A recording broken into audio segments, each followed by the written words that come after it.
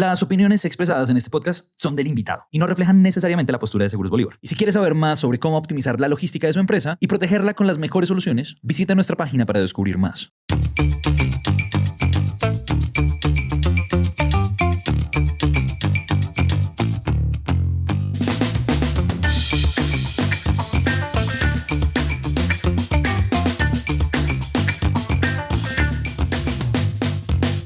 Felipe, bienvenido a un nuevo episodio de Logística en Acción. Nos enorgullece tenerte, sabemos de tu trayectoria en cadena de suministro, en la logística pura, y sabemos pues que has trabajado en el sector tanto privado como público, acompañando a varios equipos de logística a ser cada vez más eficientes y óptimos. Pero bueno, yo creo que lo mejor es que tú nos cuentes un poco de tu trayectoria y cómo llegas a enamorarte de todo este tema de logística y supply chain. Bueno, gracias Lucía y por supuesto gracias a quienes hoy nos convocan a este espacio y por supuesto pues que es para mí un placer y un gusto y me encanta tener estos espacios porque como lo mencionaba como es que cuando logramos digamos que contacto, yo creo que parte de los retos que tenemos en el país es cómo hacer ver la importancia del transporte y la logística en la economía.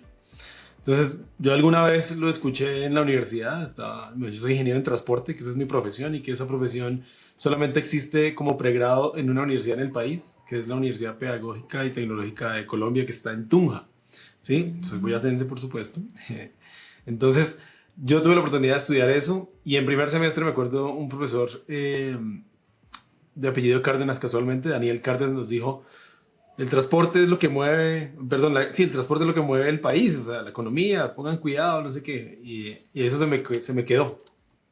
Ya empezó a hacerme sentido a lo bonito que era eso y sobre todo lo que se enmarcaba, digamos que en el escenario, no solamente de la operación, sino de entender que cada cosa que uno hiciera, no solamente en una estructura de costos, sino con una de las cosas más importantes que considero es la valoración del talento humano en la cadena logística. Diría, oiga, realmente necesitamos tantas personas para prestar un buen servicio, cuál es el valor agregado que vamos a generar con esto, y ahí digamos que fuimos conectando cosas, aprendí por supuesto y sigo aprendiendo muchísimo, pero ese aprendizaje yo creo que fue fundamental, precisamente aprender de otras culturas, de cómo iba yo recogiendo esa tesis o hipótesis sobre la tesis de que faltaba mucho conocimiento por parte de todos los actores de la cadena de servicios, es decir, el generador de carga, las empresas de transporte, el transportador autónomo y el usuario final, ¿cierto? Y hoy en día uno como que lo ratifica más.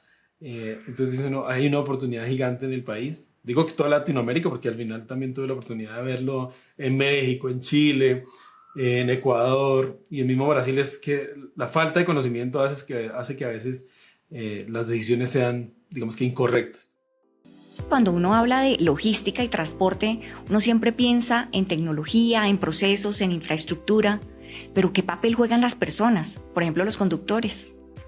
El conductor es el eslabón más importante en la cadena, digo yo, porque ahí tú sabes cuál es el momento de verdad con el cliente, sea pasajero o sea un paquete, o sea una tonelada de algo o un metro cúbico de algo. Entonces eso digamos que es casi que transparente. Y los modelos de transporte al final o sea, el modelo de transporte es único, ¿sí? Tú tienes 5 pasos, entonces arrancas por generación, todo el tema de la demanda, tienes que ver también mucho con ya luego la distribución de los viajes, la operación y al final la prestación, lo que uno llama tránsito. Y eso es en todos los modos. Tú lo ves en fluvial, en aéreo, en carretero, en férreo. Todo parte por un dimensionamiento de la demanda y luego yo creo capacidades físicas para tener esa demanda y también, pues por supuesto, vuelvo al punto de las personas.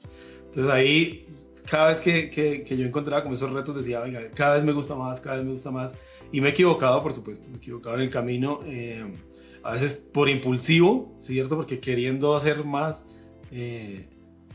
pues uno a veces digamos que puede equivocarse, pero eso son pues básicamente como que el ejercicio de ese aprendizaje, ¿no? O sea, que realmente No queda uno en ese, no se convierte en error, sino en experiencia. Tú mencionas algo y es el fracaso. Me he equivocado. Y recuerdo mucho un episodio que grabamos con un experto, que es Luis Aníbal Mora, que ha escrito varios documentos y libros acerca de logística y supply chain. Y él nos decía, si hay un responsable que no le permiten equivocarse nunca, es al logístico. Cero errores, ¿no? Pero pues al final uno lo que ve también, por ejemplo, me acuerdo mucho de un estudio de PwC que decía que el 70% de los proyectos de logística fracasan en su primer año. Entonces uno dice, no me permiten equivocarme, pero el error existe y es constante, y cómo lo veo como algo positivo. Y bueno, quería como que nos compartieras un poco qué errores pasados, porque supongo que son un sinnúmero, pero que nos puedas compartir quizás que te hayan generado gran valor en tu carrera profesional y qué sé yo, inclusive personal. ¿Qué errores pasados pudiste tener y cómo se convirtieron quizás en éxito, ¿no? En un ejercicio que te permitió tener un aprendizaje para la empresa y sacar un proyecto adelante? Bueno, yo creo que parte como de esas dos grandes experiencias que puedo compartir es una en Brasil. Yo le decía a Germán Eframovich que, o sea, antes de llegar, porque allá tuve la oportunidad de trabajar, digamos que cerca de él, uno de los antiguos dueños de Avianca, y le decía, oiga, necesito que en el equipo tengamos a alguien comercial, porque yo no soy comercial. O sea, y me decía, fresco, flaco, en esa época era flaco, pero entonces me decía, fresco, flaco, que tranquilo, que me salgan 2 negocios de 10, etcétera. Y además yo creo que usted puede hacerlo comercial. Y yo le decía, en ese camino, pues yo trataba de dármelas de comercial, pero además en un mundo o en un mercado fuera de mi país. Entonces, eso, digamos que el aprendizaje fue, acomódese, pero hay cosas que definitivamente uno puede conocer de muchas, pero si tú no eres especialista o no tienes como esa vena, por ejemplo, la vena artística, yo no la tengo, entonces en esa vena comercial sé que me falta, entonces yo ahí no me puedo responsabilizar. Entonces, y yo al final yo le dije a Fromovich y al otro jefe, le dije, bueno, listo, yo me responsabilizo, y pues no salió, o sea, no salió bien. Y yo creo que ahí sí, en unas cosas cada pollito en su cajita, y el que tiene la responsabilidad directiva es saber organizar, articular y dirigir esos talentos especiales para que trabajen precisamente de manera articulada y que todo el mundo va para el mismo camino. Que sea una decisión difícil y al final del equipo hay alguien que no está muy de acuerdo, pero es equipo y es consciente del equipo que hay temas de cooperación, colaboración, conciencia, compromiso, confianza, pues tienes que seguirlo trabajando. Y esos temas que, sobre todo la confianza en los equipos, es algo que hay que madurar muchísimo. Y eso lo ve uno en todo lado. Entonces, si no hay confianza, no hay compromiso, ¿cierto? Y eso, digamos que esa correlación no existe. Entonces, esa experiencia de haberme las dado de comercial en alguna época, pues me costó. Yo acompaño y les digo a los comerciales, cuando he tenido la oportunidad, pues yo acompaño y en lo técnico, operativo, pues aporto, ¿sí? Sobre todo haciendo esa sensibilidad, como tú decías al inicio, como consultiva, de decir, oiga, de repente el sudor real es este. Porque a veces uno, como en el aprendizaje, o sea, tiene que madurar mucho y entrenar mucho el aprender a reconocer cuáles son los objetivos y los objetivos principales y cuáles son los problemas. A veces uno se desgasta analizando problemas que no existen, desviándose del objetivo. Entonces eso es parte también como del mismo aprendizaje y el recorrido.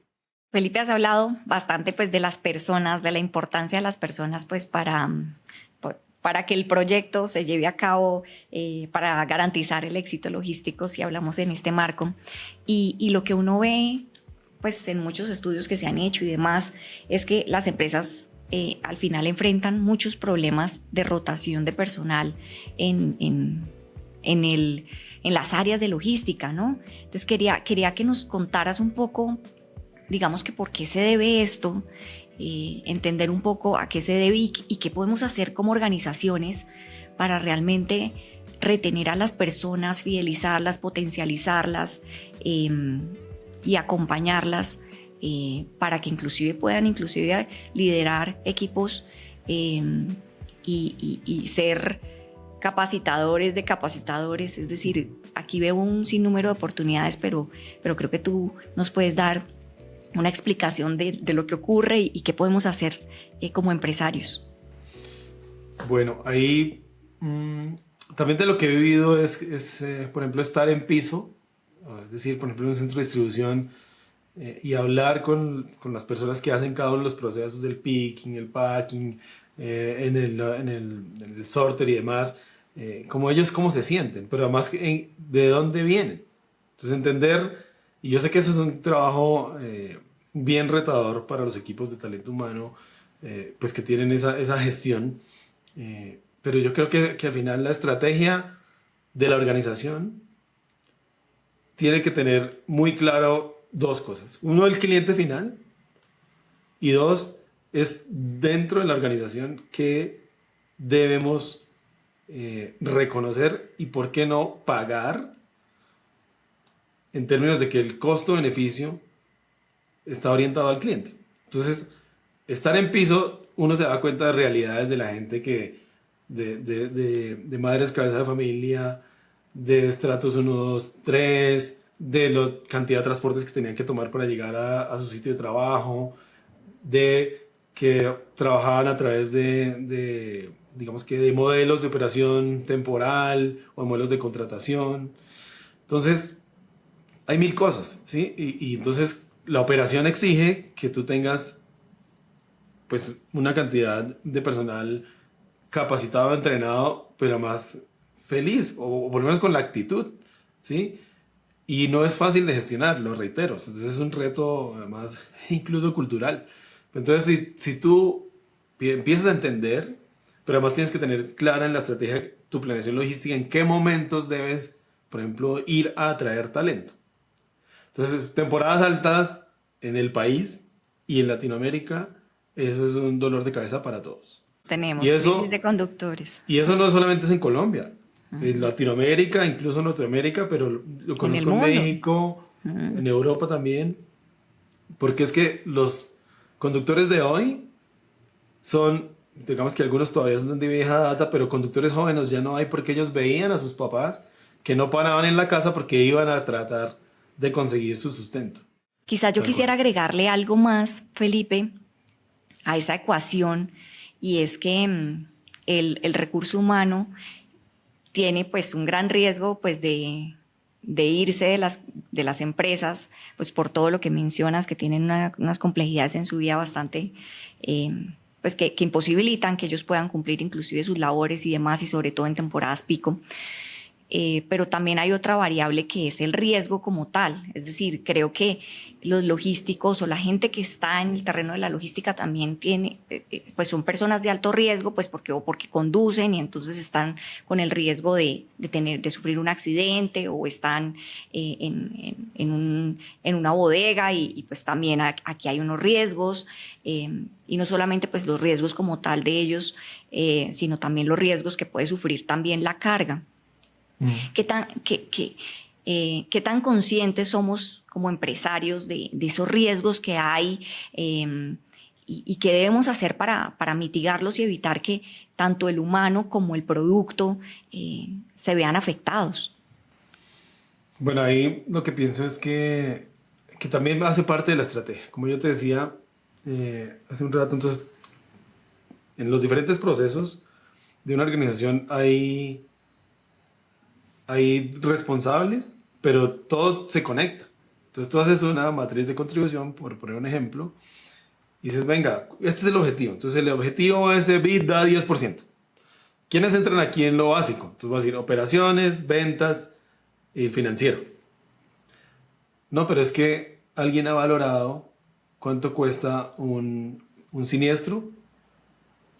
Entonces yo vuelvo al punto, la planeación tiene que dimensionar cierto costo de imprevistos y de atención de riesgos. Entonces, la política o estrategia de riesgos tiene que estar concatenada con la estrategia de la organización.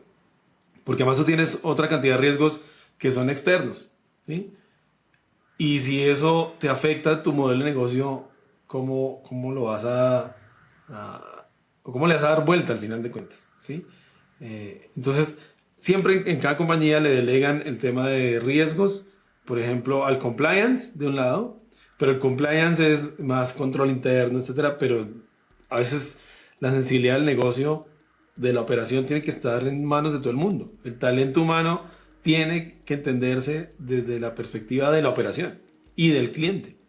Y los riesgos igual. Entonces, ¿qué pasa si hay un siniestro en una banda transportadora de cajas? Entonces, puede pasar de todo, pero por ejemplo, entonces se me para la línea y yo dejo sacar 3.000 paquetes hora.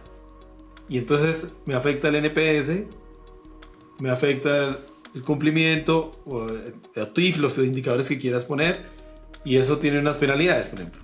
Eso tiene un valor. Que es que eso nunca va a pasar. Eso no, tú no lo puedes dimensionar así. Tienes que tener como planes de contingencia, etcétera. O que se fue la luz y entonces, ¿cómo vamos a esto?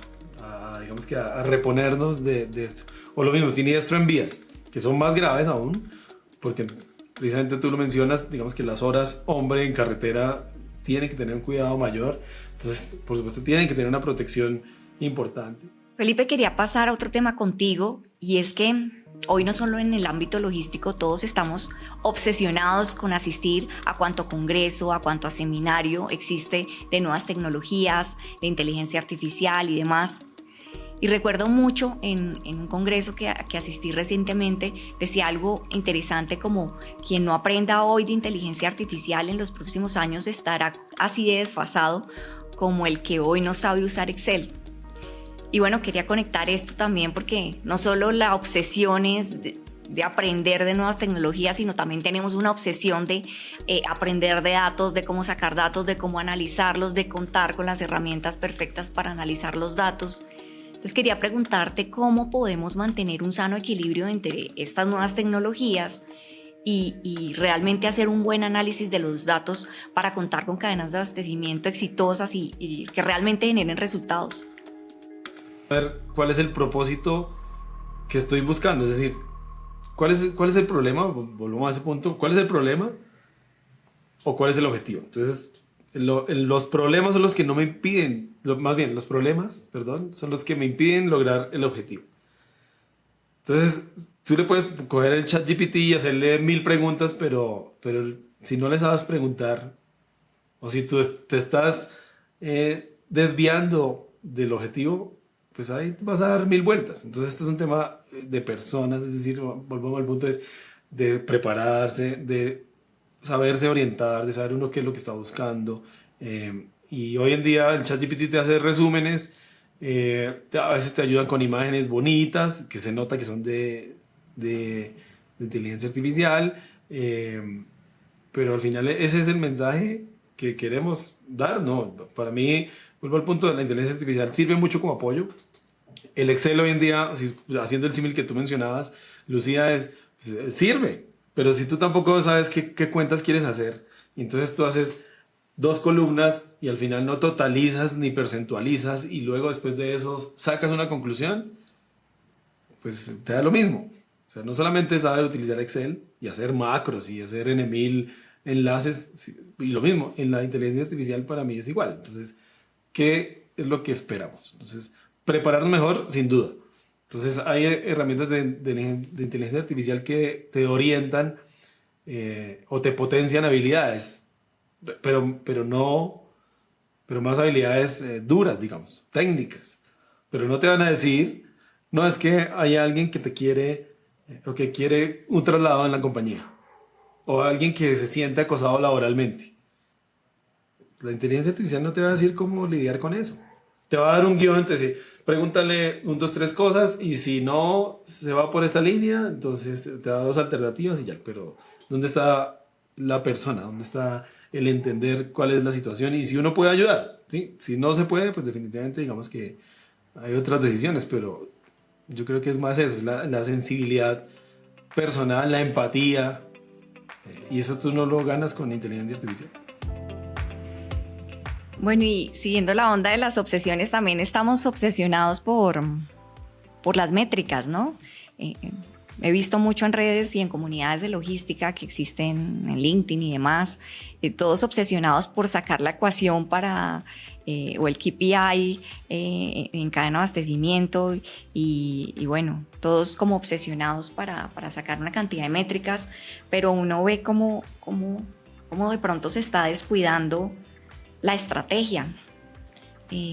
¿Por qué es importante la estrategia y cómo llegan ahí si las métricas ayudarnos?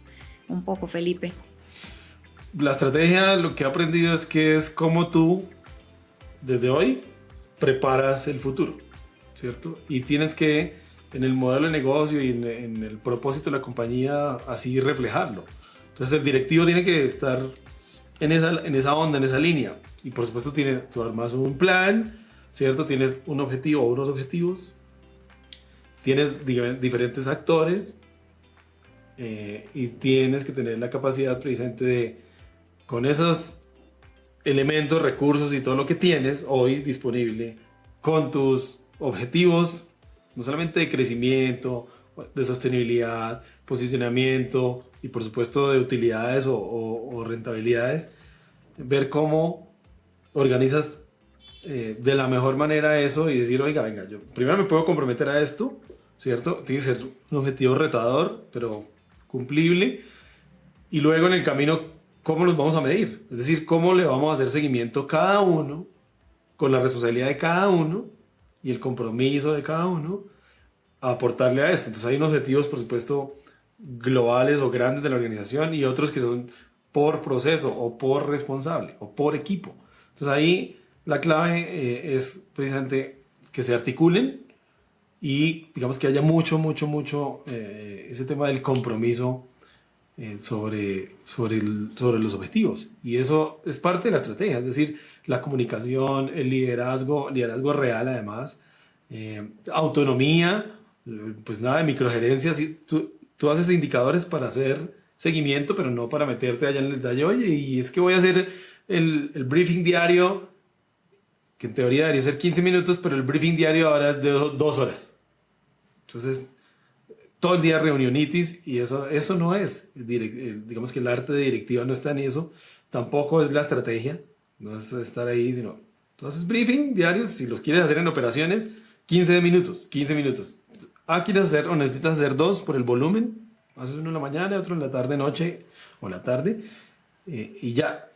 Pero también sobre lo que tú has dicho es sobre el performance o sobre las métricas que yo he establecido que realmente agregan valor. Tú hablas del propósito de la organización y bueno, uno ve pues que el propósito se construye con base en la misión, la visión y bueno, de ahí viene como todo el despliegue que debe hacer la compañía, pero muchas veces eso está desarticulado. Las estrategias no están articuladas con la misión, con la visión. Y bueno, puntualmente en la operación logística, ¿cómo se debe articular a la misión y la visión? No sé si nos puedes dar inclusive algunos ejemplos prácticos o recomendaciones para que esto no se vea como algo lejano y como un letrero puesto en la oficina del presidente. Sí, o que tú entras a una compañía y entonces está en recepción Sí, hay en recepción, pero nadie lo lee. Visión, pero sí, el direccionamiento estratégico pintado o en un Excel o en un PowerPoint se ve muy bonito, pero es lo que te decía hace un rato. La estrategia se debe respirar y transpirar en toda la organización y particularmente en la operación, que es como el pulmón realmente lo que, en logística, pues logística de transporte, lo que realmente hace o va a hacer que tú cumplas el propósito.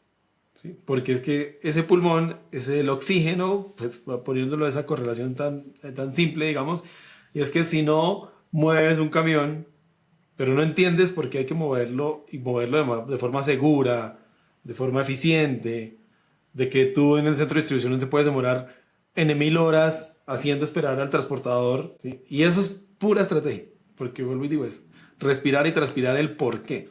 ¿Cuál es nuestra razón de ser como compañía? Ese propósito. Entonces, si mi promesa de valor es llegar a tiempo y lograr, digamos que la mayor eficiencia en toda mi operación logística. Entonces, paso por paso, yo, si me comprometo a despachar camiones a las 6 de la mañana, es a las 6 de la mañana, no es a las 6:05. Entonces, claro, venga y consideremos el tiempo de carga, entonces 1 hora. Tiene que estar aquí en muelle a las 5 de la mañana, sí o sí. Y yo teniendo mi equipo, mis personas y equipos hidráulicos y demás para cargar ese camión lo más rápido. ¿Sí? Que los papeles ahora se demoran, lo mismo. No, que es que los papeles es un tema que no tiene que ver con logística. Obvio sí. Los papeles, o sea, el manifiesto y todo ese cuento, todo tiene que ver con logística. Si yo me comprometo, mi promesa de valor como generador o como proveedor es que se cumplan los tiempos, todo tiene que estar alineadito. Que el equipo de seguridad no logró conectarse y hacer la revisión del vehículo. Es logística. Todos tienen un grano de arena que aportar, pero tiene que ser coordinado. Y eso es estrategia. Entonces, la comunicación, capacitación, entrenamiento. Bueno, la importancia de la planeación, ¿no? También, bueno, eso es estrategia, ¿no? De planear muy bien todo lo que vamos a hacer y prepararnos, pues para que finalmente el producto llegue a esa góndola y lo puedan recibir los usuarios. Bueno, y quisiera como cerrar con algo anecdótico, yo creo, y es ¿qué tan planeadores ves, pues en términos de logística, Brasil versus Colombia? No sé, cuéntanos un poquito de esa experiencia que tuviste en Brasil, que sé que tuviste que lidiar un poco con la informalidad, pero ¿cómo podemos aprender en América Latina realmente a hacer una mejor planeación y prepararnos a esas temporadas altas y a evitar al final riesgos y demás? Bueno, lo primero es que estoy convencido en que lo primero es darnos el valor y la posición que debemos tener. Y no se trata de una posición ni económica, ni social, ni nada, sino es de importancia en la economía, ¿sí? La logística y el transporte mueven el país y mueven el mundo. Entonces, en Brasil, digamos que es comparativamente todas las veces que quieras tú medir, y tiene muchas condiciones particulares, porque digamos que como es tan grande el país, tienes diferentes tipos de operación en Brasil, y uno puede recoger varias, pero pues yo creo que una de las mejores escuelas en el mundo para aprender y desarrollar la logística y el transporte pues es Colombia. Pues tenemos puertos, tenemos acceso a 2 mares, lo que ahí nace es realmente en darnos esa posición, es que a través de la academia y de las organizaciones y de clústeres y demás se pueda generar digamos que esa resonancia de la importancia de lo que es el transporte y la logística, y que nos autoimpongamos esa necesidad de capacitar, de entrenar, de compartir experiencias, conocimiento y demás, ¿sí? A veces, como en otros gremios, los logísticos entonces creemos que solo tenemos una verdad, pero la única verdad es que compartiendo experiencias buenas y no tan buenas es cuando uno realmente construye. Y también entrar a otros escenarios de debate donde uno tiene la oportunidad de estar con otros tipos de profesionales, otros tipos, digamos que de personas, y en todos los escenarios y niveles, y que te digan que entienden, ¿sí? Y uno dice, oye, tal vez yo lo estoy entendiendo de otra manera, o más bien no lo sé replicar. Entonces, saber hacer las preguntas adecuadas y saber, digamos que, entender a los demás, para mí es fundamental. Yo sabes que no me iría yo a lo que tenga extraordinario Brasil, más que es un país, pues, digamos que inmenso, y uno aprende muchísimo, pero también tiene operaciones muy parecidas. Pero Colombia tiene de todo. O sea, hay países de Europa o incluso he conocido, digamos que extranjeros que vienen a decir, oiga, venga, es que logística en Colombia realmente es bien compleja, ¿sí? Por muchas particularidades y la tropicalización que tenemos en el sector, pero yo creo que ese es el reto, es como más bien fortalecernos nosotros y ponernos como ejemplo. Sí, de hecho en uno de los episodios también Isabel Agudelo nos decía que los logísticos en Colombia son las personas pues más a admirar en el mundo, y bueno, son unos tesos por toda la las cosas que deben hacer, entendiendo nuestra geografía y demás. Gracias, Felipe, de verdad un episodio súper humano. Aprendimos mucho de la importancia del ser humano, como verlo como un pilar fundamental para la operación logística y en general para las empresas. Bueno, muchas gracias y bueno, si podemos en otra oportunidad, aquí muy bienvenido. No, Lucía, a ti, gracias a ustedes de verdad por el espacio y por pues también permitirnos compartir algo de la experiencia. Podría uno aquí durar mucho tiempo, pero podemos crear otros espacios sin duda. Entonces, de nuevo, gracias y quedo a sus órdenes. Ay, gracias, Felipe. Con el programa global de logística de Seguros Bolívar, además de asegurar su mercancía, sea generador o transportador de carga, también lo apoyamos en la identificación y en la administración de sus riesgos a lo largo de toda su cadena de abastecimiento.